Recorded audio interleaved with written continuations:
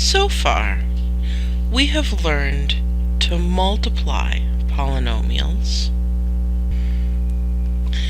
and we've learned how to divide polynomials. The last thing that we're going to learn how to do with polynomials is to factor them. What does it mean to factor something? In order to answer that question, let's first recall what it means to factor a number. To factor a number means to write it as a product of smaller numbers. So, for example, we could write 24 as 3 times 8, or we could write 24 as 2 times 12, or we could write 24 as 4 times 6.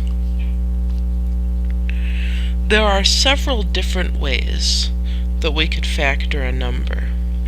Many numbers can be factored in several different ways.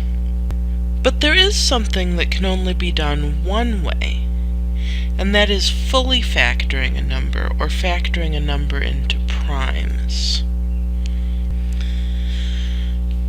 Factoring a number into primes means writing it as a product of numbers that cannot themselves be factored.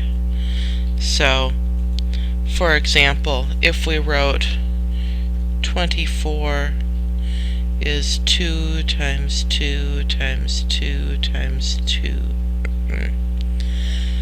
If we wrote 24 is 2 times 2 times 2 times 3.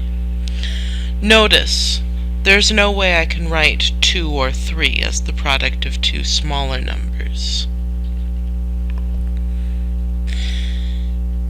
And it's a fact that for any number we pick, there's only one way that we can factor it into primes. We have this way of organizing our work when we factor a number into primes. We draw this tree. We start with 24.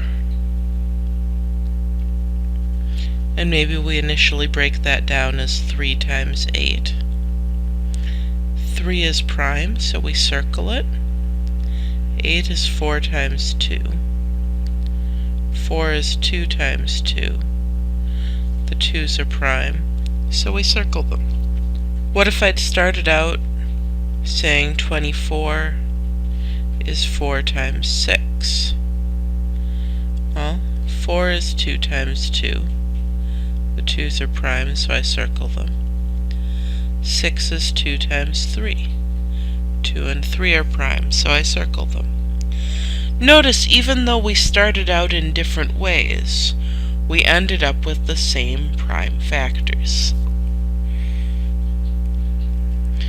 Okay, so then what does it mean to factor a polynomial? Well, just like factoring a number meant writing it as a product of smaller numbers, factoring a polynomial means writing it as a product of lower degree polynomials. Now, to some extent, factoring a number was easy. We just went through all the numbers in order and checked to see if they were factors.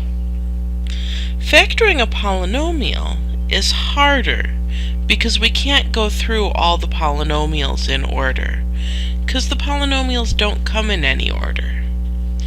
So in order to find the factors, we're going to need some techniques. The rest of what we're going to learn about polynomials then are techniques for finding out what the factors are.